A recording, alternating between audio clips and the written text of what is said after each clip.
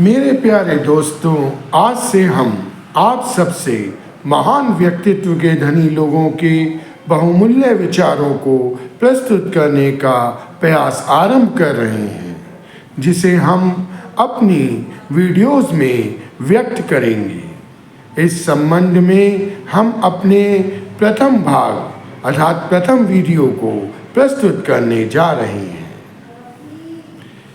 इंसान चाहवान तो बहुत होता है प्यार का कि मुझे प्यार की ज़रूरत है, लेकिन जब देने का सवाल आएगा तो वहाँ हाथ तंग हो जाता है। प्यार देगा नहीं, लेकिन चाहता ज़रूर है कि प्यार मुझे मिले। कोई भी आए तो वो मुझे प्यार से पेश आए, लेकिन मैं कठोरता से ही पेश आऊँगा और दिलों को दुखाऊंगा, रुलाऊंगा, पीड़ा दूंगा। इसीलिए महापुरुषों ने कहा कि जैसा प्यार अपने लिए चाहते हो वैसा ही औरों को भी देना होगा। अच्छा अपने लिए चाहते हो तो अच्छा औरों को भी तो देना चाहिए। आज प्यार की ही जरूरत है। हर किसी इंसान को प्यार चाहिए। वैर और तकरार ने कहाँ पर संवारा है किसी को? कितनी जंगें हुई, बस्तियाँ जली, कईयों की जानें ली गईं, क्या संवारा कुछ? कहीं किसी का कल्याण हुआ? बल्कि इससे तो नुकसान ही हुआ है। विश्व के किसी कोने में भी अगर ऐसी हिंसक घटनाएं होती हैं तो उनके असर केवल एक छोटे दायरे में सीमित न रहकर उन्हें और फैलाव मिल जाता है। महापुरुषों का अभिप्राय रहा है कि फैलाव मिले तो प्यार का मिले, लेकिन फैलाव मिल रहा है नफरत का। फैलाव मिलना था तंदुरुस्ती का, लेकिन रोगों का फैलाव मिल रहा है। इस तरह से तो सभी रोगी होते जा रहे हैं।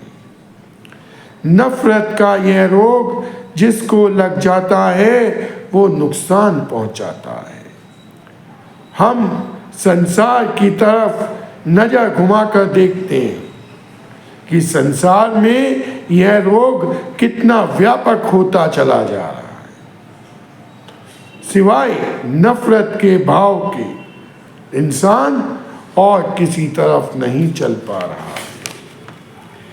समझदार वही होता है जो विवेकपूर्ण जीवन जीता है, जो बात समझदारी से करता है, उसको हमेशा कामयाबी मिलती है। प्यार को कायम रखता है जो गुण है भक्तों वाले, उनको पूरी तरह से मजबूती देता है। इस प्रकार प्रयास करता है सजगता हमेशा कायम रहे।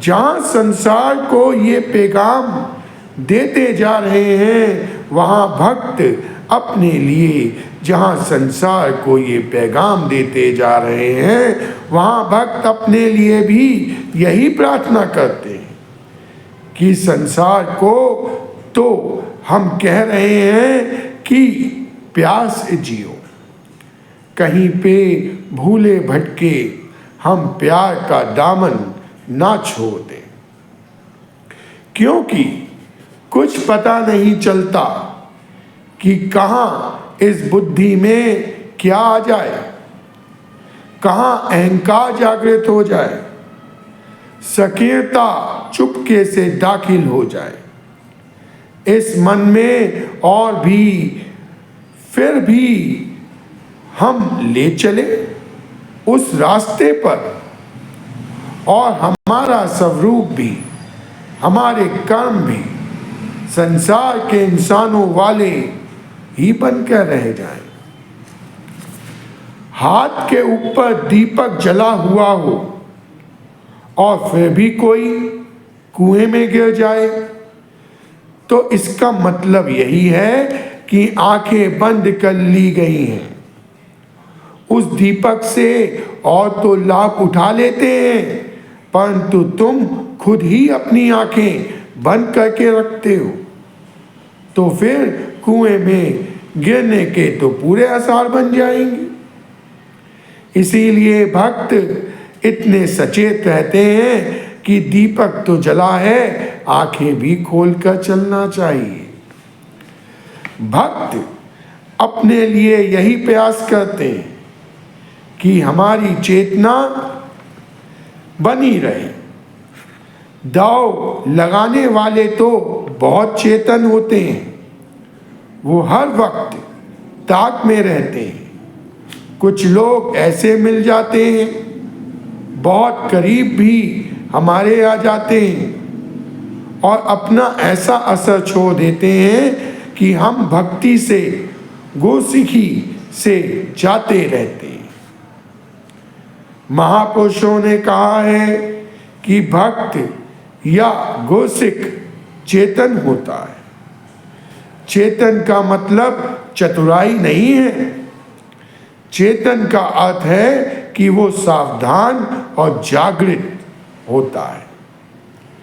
संसार में चतुराइयों का इस्तेमाल किया जाता है, जबकि भक्त का स्वरूप भोलेपन का होता है। भक्त चेतन रहते हैं कि कहीं मन के ऊपर कोई ऐसा प्रभाव ना हो जाए, कहीं डगमगा ना जाए, ये कदम विश्वास डुलायमान ना हो जाए। अवतार वाणी में कहा गया है कि पक्कों का संग रहे और कच्चों से दामन छुड़ाएं, यानी कि कच्चों का अनुकरण ना करें। जो खुद डुलायमान रहने वाले, खुद भ्रमों में रहने वाले, खुद विपरीत भावनाओं से युक्त होकर इस जीवन की यात्रा को तय कर रहे हैं, तो उनका अनुकरण नहीं करना चाहिए। अनुसरण करना है तो उनका जो सही मायनों में भक्त बनकर जीवन जी रहे हैं। जो सहनशीलता, विशाल हृदय, सब्र, संतोष वाले हैं, निष्काम भाव से, प्रेम भाव से सेवा में लगे हुए हैं, जिनके मन में कोई हिर्सो हवस नहीं है, अहंकार का भाव नहीं है, जो विनम्रता के भाव से युक्त होकर इस जीवन की यात्रा को तय कर रहे हैं, तो उनका अनुसरण ही जो करने वाला होता है, वही वास्तव में चेतन होता है। भक्त ज्ञान में रचे होते हैं। जो गुण उनके जीवन में आ गए, उनको बहुत कीमती बना देते हैं। संसार में तो यही कहा जाता है कि मुझे श्रेष्ठ मानो, लेकिन उनके जीवन में ऐसा कुछ भी नजर नहीं आता जिसके कारण उनको श्रेष्ठ माना जाए। लेकिन भक्त दुहाई नहीं देते, वो अपने आप को ही ऐसा बनाते चले जाते हैं। भक्त की अवस्था एक फूल की मादित होती है। वह फूल है तो सदा फूल ही बना रहता है। इस संसार को सुंदर बनाने में अपना योगदान देता है और वातावरण को भी महक प्रदान करता है। सुंदर भी और महक भी। इस तरह भक्तजन इस संसार को सजाते हैं। कहने को हम कह देते हैं कि मन मंदिर, लेकिन यूं ही नहीं मन मंदिर हुआ करता। मन में प्रेम को, राम को बसाएं तो सही। मन में रावण को बसाकर फिर भी कहे कि मन मंदिर है, तो यह सही नहीं है।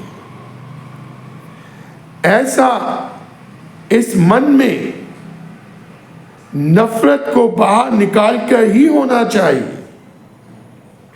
मन में प्यार को बसाओ, तब मन मंदिर बनेगा। वैसे तो पूजा स्थल, धर्म स्थान एक जगह पर ही स्थित रहते हैं, इमारत के रूप में, लेकिन जिनके मन में यह प्रभु बस गया, प्यार बस गया, तो वो एक जगह पर स्थित नहीं बल्कि चलते फिरते पूजा स्थल हो जाते हैं। संसार में कहा कुछ और जाता है, मन में रखा कुछ और जाता है। लेकिन भक्त जनों, महापुरुषों के बारे में इसी एक बात की ओर ध्यान दिलाया जाता है कि वह अंदर बाहर से स्वच्छ होते हैं, बाहर कुछ और नहीं जताते, अंदर कुछ और भाव नहीं रखते। भक्तजन, महापुरुष वाकई हृदय से प्यार करते हैं। हृदय में इनके वैसी भावनाएं होती हैं। हृदय में जो भाव होते हैं उन्हीं के अनुसार ये वचनों का इस्तेमाल करते हैं। मन, वचन, कर्म से इस जीवन की यात्रा को ये निरंतर भक्ति पूर्वक तय करते आए हैं। जो जीवन के जेवर हैं वो बताए गए हैं कि वाकई प्यार, नम्रता, सहनशीलता, विशालता, सब्र, संतोष, मिठास, ये गुणों के रूप में जेवर हैं जो वास्तव में जीवन को सुशोभित करते हैं। सोने, चांदी, हीरे के जेवर तो शरीर को सजाते हैं, लेकिन जीवन को सजाने के लिए उन जेवरों का सहारा लेना पड़ता है जो गुणों के रूप में है। जहां तमाम उम्र बताई गई है कि प्यार के लिए कम है, वहां लोगों के पास कितना समय है नफरत, वैर, ईर्ष्या के लिए, लड़ने लड़ाने के लिए, जलने जलाने के लिए। तो ऐसी चाल आज संसार के इंसानों की बनी हुई है। इसीलिए महापुरुष, संत जन इंसानों को यही प्रेरणा, यही जागृति देते आए हैं कि इंसान समय रहते हुए संभल जाए, वरना ये समय तो बीत जाएगा और तू खाक का पुतला, खाक की ढेरी हो जाएगा। तूने क्या गवाया है, तुझे इसका एहसास ना होगा।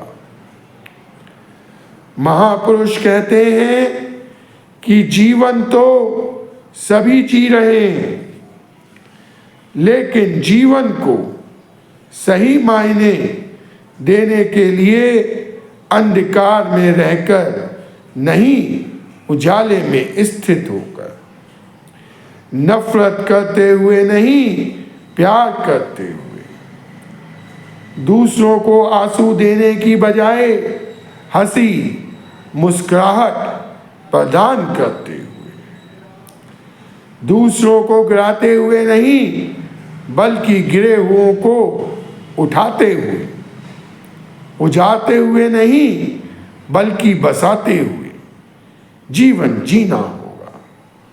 अगर ये कदम उठा लिए गए तो जीवन जीवन माना जाता है, वही जीवन मुबारक होता है।